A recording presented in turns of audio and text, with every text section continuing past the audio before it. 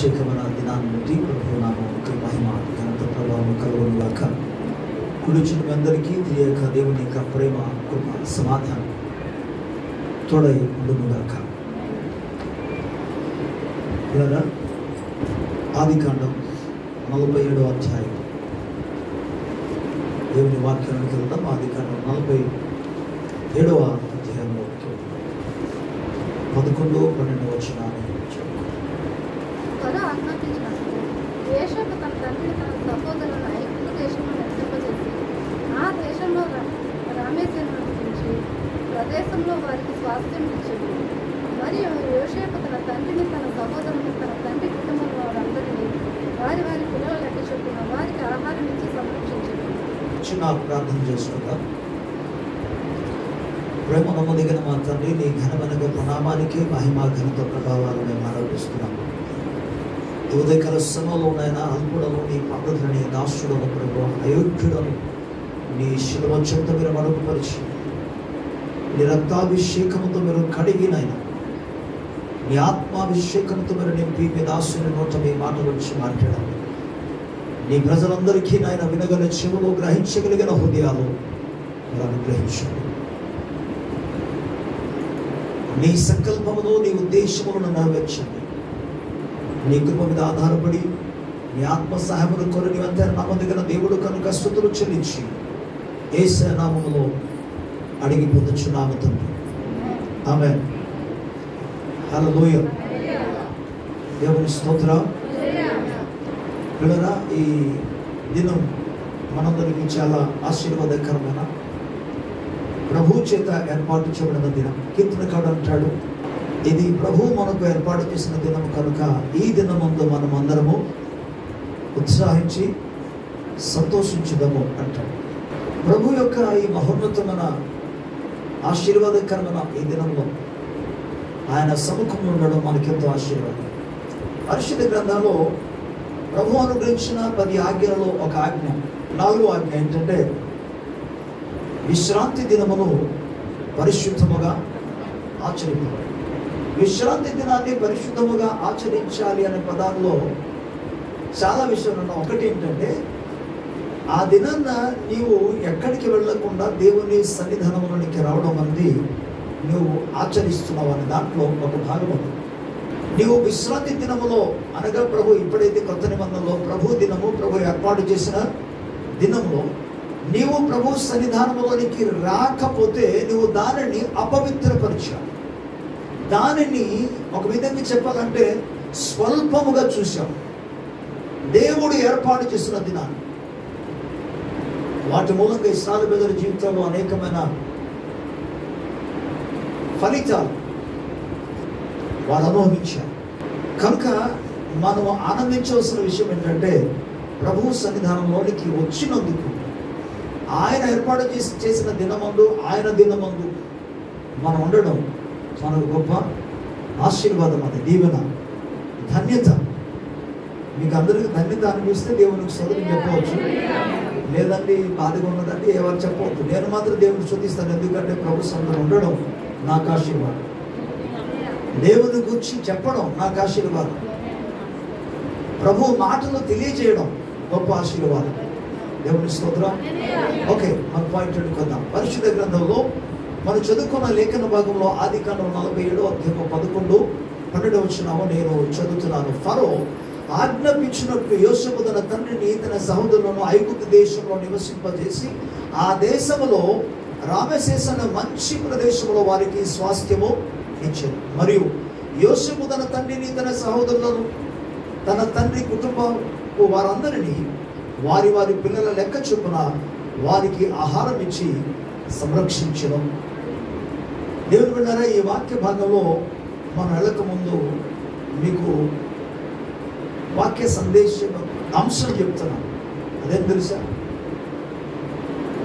విశ్రాంతి కొరకెళ్ళి శత్రు చేతిలో చిక్కుపోవడం. ఈనాడు ఇశ్రాయేలు ప్రజల జీవితాల గురించి మాత్రం కాకుండా నేటి దినాల్లో ఉన్న క్రైస్తవ జీవితాల్లో కూడా ఇటువంటి పరిస్థితులు సంభవిస్తూ వస్తుంది. ఏంటది? శ్రద్ధగా వినండి. యోసేపు ఐగుప్తు దేశమునకు కొనిపోబడ్డాడు. అమ్మివేయబడ్డాడు. యోసేపు ఐగుప్తు దేశంలో నివాసం చేస్తున్నాడు. యోసేపు ఐగుప్తు దేశంలో ఒక అధిపతిగా, అధికారిగా, మరో విధంగా చెప్పాలంటే ఒక రాజుగా ఆయన పరిపాలన చేస్తున్నాడు. అది ఆ విధంగా వచ్చింది. యోసేపు ఆ రాజ్యంలో ఉంటున్న దినాల్లో ఆ దేశానికి మాత్రం కాకుండా మిగిలిన దేశాల్లో కూడా కరువు వచ్చింది. ఈ కరువు రావడం మూలముగా ఐగుప్తు దేశంలో యోసేపు ద్వారా సంపాదించబడిన లేదా సమకూర్చబడిన ఆహారమును ఐగుప్తు దేశ ప్రజలకు మాత్రము కాకుండా మిగిలిన దేశంలో ఇతర దేశస్తులని ఎవరు వచ్చినా సరే వారిని సహితము అమ్మగలిగినంత ఆహారం ఐగుప్తు దేశంలో సమృద్ధిగా ఉన్నది. దేవుని స్తోత్రం. మనకు తెలుసు, ఆ కారణాన్ని బట్టి కనాను దేశంలో నివాసము చేస్తున్న యాకోబు కుటుంబం, యాకోబు ఒక కుమారులందరూ కూడా కనాను దేశంలో నుండి ఐగుప్తు దేశంలో ఆహారము కలదు అనే వార్త విని ఆ కనాను దేశం నుండి యాకోబు తన కుమారులను ఆహారము కొనడానికని ఐగుప్తు దేశానికి పంపించాడు. ఆ తర్వాత మనకు తెలుసు, యోసేపు పరిచయం తీసుకొచ్చాడు, నేనే మీ తమ్ముడిని అని చెప్పుకున్న తర్వాత తిరిగి మనం ఇప్పుడు ఏం చూస్తామంటే యాకోబు కుటుంబం అంతా కూడా కలిసి ఐగుప్తు దేశానికి వచ్చారు. ఎక్కడి నుండి ఎక్కడికి? కనాను దేశంలో నుండి ఐగుప్తు దేశానికి వచ్చారు. ఎందుకు వచ్చారు? మొదటి విషయం, మిగిలిన దేశాలలో, ప్రతి దేశాల్లో కూడా, మిగిలిన దేశం మాత్రం అన్ని దేశాలలో అప్పటికి కరువు అతి భయంకరంగా ఉంది. ఎన్ని సంవత్సరాల కరువు? 7 years, 7 సంవత్సరాల కరువు. ఏదో ఒక్క సంవత్సరం కరువు వస్తేనే తలకిందలు అయిపోతారు. రేట్లు అసలు ఆకాశానికి ఎక్కుతుంటాయి, శిఖరాలు ఎక్కుతాయి ఈ యొక్క నిత్యావసర వస్తువుల యొక్క రేట్లన్నీ కూడా. అటువంటి సందర్భాల్లో 7 సంవత్సరాల కరువు అంటే మీరు పరిస్థితి గమనించు. కనుక ఇక్కడ కనాను దేశం నుండి వారికి క్షేమము కాదని ఎరిగి ఐగుప్తు దేశానికి వెళితే వారికి విశ్రాంతి దొరుకుతుందని, ఐగుప్తు దేశానికి వెళితే వారికి క్షేమం కలుగుతుందని, ఐగుప్తు దేశంలోకి వెళితే వారికి మేలు కలుగుతుందని ఆశతో అక్కడికి వెళ్ళారు. వారు అనుకున్నట్టుగానే కొంత మట్టుకు జరిగింది. కానీ తర్వాత విశ్రాంతి కోసం వెళ్ళి, క్షేమం కోసం వెళ్ళి, కరువు తీర్చుకుందామని వెళ్ళి ఐగుప్తు దేశంలో చిక్కబడ్డారు. స్వతంత్రంగా ఉన్న వాళ్ళందరూ కూడా ఒక దినం వచ్చింది, వారు బానిసలుగా మారిపోయారు. ఐగుప్తుల చేత కఠినమైన శిక్షను పొందగలిగిన స్థితిలోనికి వచ్చారు. ఫస్ట్ గారు మరి అప్పుడు కరువు కాలంలో ఎలాగా వెళ్ళకూడదండి. కరువును గురించి ఇక్కడ కరువు వచ్చిందని చెప్పి మరుస్థానానికి నన్ను అడిగితే వాక్య ఆధారం బట్టి ప్రభు ఆలోచన చొప్పున చెప్తున్నాను. ప్రభు వెళ్ళమంటే వెళ్ళవచ్చు, లేకపోతే వెళ్ళకుండా కరువు ఉన్నా అక్కడే ఉంటారు. ఎందుకు తెలుసా? లేఖన ఆధారం బట్టి మీకు చెప్తున్నాను. అబ్రహాము కాలంలో కాకుండా అబ్రహాము కాలంలో కూడా కరువు వచ్చింది. తర్వాత అబ్రహాము కుమారుడైనా చెప్పాలి, అబ్రహాము కుమారుడు పేరు ఇస్సాకు కాలంలో కూడా కరువు వచ్చింది. ఆ కరువు కాలంలో ఇస్సాకును ఐగుప్తు దేశపు ఒక అబీమెలెకు అనే వ్యక్తి అతన్ని పూర్తిగా తరమడానికి ప్రయత్నం చేశాడు. కానీ ఆ దేశంలోనే ఉండి, ఐగుప్తు దేశంలో నుండి అసలు పారిపోవడానికి, అక్కడ నుండి వెళ్ళిపోవడానికి కూడా ఇస్సాకు ప్రయత్నం చేసి దేవుడు అతన్ని దర్శించి అంటాడు, నీవు ఈ దేశం నుండి పారిపోవద్దు, నీ తండ్రి అయిన అబ్రహాము దేవుడను నేను నీకు తోడై. గట్టిగా ప్రభువుకి స్తోత్రం చెప్తాను. హల్లెలూయా. కరువు వచ్చినా సరే దేవుడు అతనితో మాట్లాడితే ఈ దేశం నుండి నువ్వు వెళ్ళిపోవద్దు, ఇక్కడే ఉండు, నేను నీకు పోషిస్తానన్నాడు, నేను నీకు సహాయం చేస్తాను, నీ దేవుడని యెహోవాను నేనే, నీ పితరుల దేవుడన్న అబ్రహాము దేవుడని నేను, కాబట్టి భయపడద్దు అంటే ఆ దేశంలోనే ఉన్నాడే. మరలా లేఖనం మనకేం చెప్తుందంటే అదే దేశంలో నుండి ఆయన పంటలు పండించగా ఎంత వచ్చింది పంట? 100 పంట వచ్చింది. ఏ దేశంలో? కరువు ఉన్న దేశం. స్తోత్రం చెప్తారా ప్రభు? మనం నేర్చుకోవాల్సిన విషయం ఏంటంటే ప్రభు సెలవిస్తేనే మనం ఎక్కడికైనా వెళ్ళాలి, లేదంటే కరువు వచ్చినా అక్కడే ఉండాలి. కారణం కరువు కాలంలో కూడా దేవుడు మనలను పోషించగలరు. దేవుని స్తోత్రం. ఇక కరువును గురించి మాట్లాడాలంటే ఇప్పుడు నా పాయింట్ అది కాదు, కానీ జస్ట్ చిన్న మాట మీకు జ్ఞాపకం చేస్తాను. ఇర్మియా గ్రంథంలో ఏమంటాడంటే 17వ అధ్యాయంలో ఎవరైతే దేవుని యందు నమ్మిక కలిగి ఉంటారో, దేవుని మీద ఆధారపడతారో, కరువును గుర్చిన భయం వారికి ఉండదట. వెట్ట కలిగినను వారు దేనికి భయపడరట. వారు నీటి కాలువన నాటబడిన వారే ఉంటారట. వారికి దేవుడు ప్రతి అవసరము తీరుస్తాడని లేఖనంలో స్పష్టముగా 5-6 వచనాల్లో చదువుకుంటూ రాబడి ఉంటుంది. దేవుని స్తోత్రం. వెట్ట కలిగినను భయపడరు. ఎవరు? యెహోవా మీద, దేవుని మీద, యేసుక్రీస్తు ప్రభు మీద ఆధారపడిన వారు, ఆనుకున్నవారు కరువును గురించి భయపడవలసిన పని. Because God will send from any person. ఎవరి ద్వారా దేవుడు పంపిస్తారు, ఏ విధముగానే సరే ప్రభు సహాయము చేస్తాడు. సో ప్రభు సహాయము కాకుండా అనేక మంది దేవుని బిడ్డలారా వారు వెళ్ళిపోవడం, విశ్రాంతి తీసుకున్న అక్కడ బాగుంది, అక్కడ క్షేమంగా ఉంది, ఇక్కడికి వెళ్తే మనం బాగుంటుందేమో అని చెప్పేసి క్షేమము కోసం, విశ్రాంతి కోసం వెళ్ళి అనేక మంది శత్రువుల చేత సిక్కబడ్డారు. మీకు సెకండ్ పాయింట్లోనికి తీసుకెళ్తే చాలా చక్కగా అర్థమవుతుంది. ఒకసారి ఆదికాండం 43వ అధ్యాయానికి, ఆదికాండం 43వ అధ్యాయం. హల్లెలూయా. మొదటి 2 వచనాలు.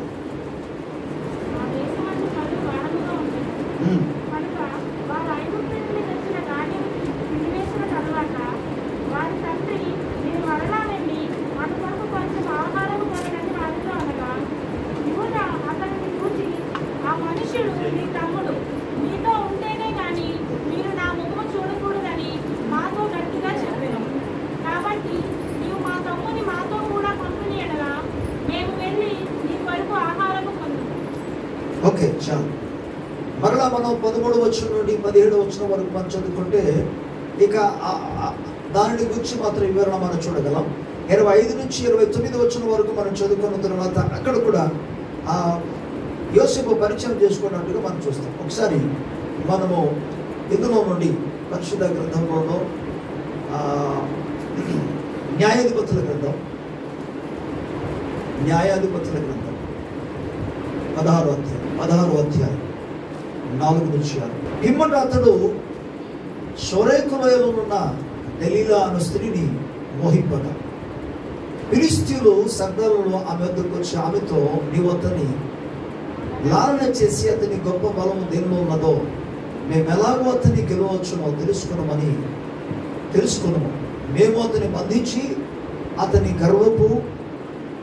గర్వము అనుకుదుము. అప్పుడు మాలో ప్రతి వాళ్ళను 1,100 వెండి నాణెములను నీకు ఇచ్చిందమని చెప్పింది. సరే చూడాలా, ఈ 16వ అధ్యాయంలో సాంసోను యొక్క జీవితాన్ని మనకు కనబడుతుంది. సాంసోను గాజా అనే ప్రాంతానికి వెళ్ళాడు. సాంసోను ఒక ఇశ్రాయేలు దేశానికి సంబంధించిన వాడు. సాంసోను ఒక యూద జనాంగానికి సంబంధించిన వాడు. ఆయన వల్ల పెళ్లి చేసుకోవాలి అనుకున్నప్పుడు ఎవరిని పెళ్లి చేసుకోవాలి అని అంటే ఇశ్రాయేలు జనాంగంలో ఎవరో ఒక గోత్రాన్ని పెళ్లి చేసుకోవాలి. కానీ ఇశ్రాయేలు జనాంగములను విడిచిపెట్టి అన్యుల దగ్గరికి వెళ్ళి అన్యులతో సహవాసం చేయడానికి తనను తాను ఇష్టపడ్డాడు. ప్రేమను దేవుని బిడ్డలారా, ఈ స్థలంలో ఈ సాంసోను అనే వ్యక్తి, ఆయన వాళ్ళ తల్లిదండ్రులు కూడా చెప్తారు, ఒరే నాన్న, మనకు అసలు ఇది సంబంధించింది కాదని, మనం అసలు అన్యులతో సహవాసం చేయకూడదు చెప్పినా వెళ్ళాం. దేవుని ప్రణాళిక మరో విధంగా ఉన్నప్పటికీ ఇప్పుడు మనం ధ్యానం చేసిన లేఖన భాగం ఏంటంటే, తన క్షేమము కోసం ఎవరేం చెప్పినా వెళ్ళలేం. తనకు కావాల్సిందంతా తన క్షేమం జరిగితే చాలు, తనకు మేలు జరిగితే చాలు, మిగిలిన వారు ఏమనుభవించినా పర్వాలేదు. ఇది తన మెంటాలిటీ, తన యొక్క మనస్తత్వం ఆ విధంగా ఉంది. సో పై భాగంలో మనం చూసుకుంటే ఏం చూస్తామంటే, ఇంకా కొన్ని అధ్యాయాలు చూస్తే ఆయన దేశ సంచారం చేయడానికి వెళ్ళాడట. వెళ్ళి చూసి వచ్చేస్తుంటే పర్వాలేదు, అసలు నిజానికి చూసి వెళ్ళడమే తప్పు, చూడడానికి వెళ్ళడమే తప్పు. చూడడానికి వెళ్ళిన తర్వాత ఏం జరిగింది, అక్కడ ఎవరో ఒకడు కనపడ్డాడు, యవనస్తుడు కుర్రాడు. అక్కడ ఉన్న అమ్మాయిని చూశాడు, ఇష్టపడ్డాడు, పెళ్లి చేసుకుందాం అనుకున్నాడు.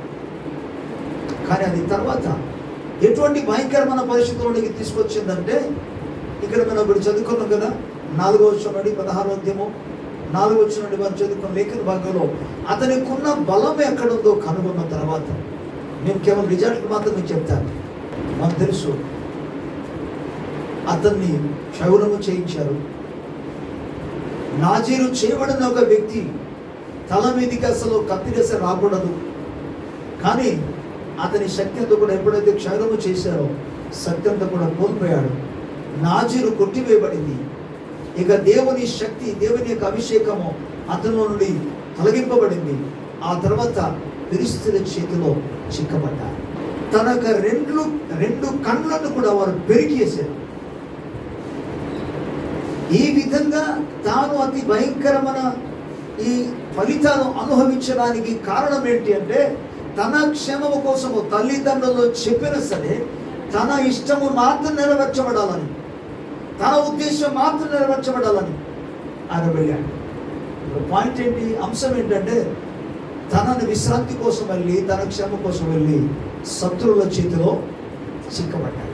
మీరు ఒక్కసారి ఆలోచించండి, ఈనాడు కూడా అనేక మంది శత్రువుల చేతిలో చిక్కబడటం లేదా? క్షేమం కోసమే. ఇప్పుడు నేను విశ్రాంతి అనే పదం వాడాను,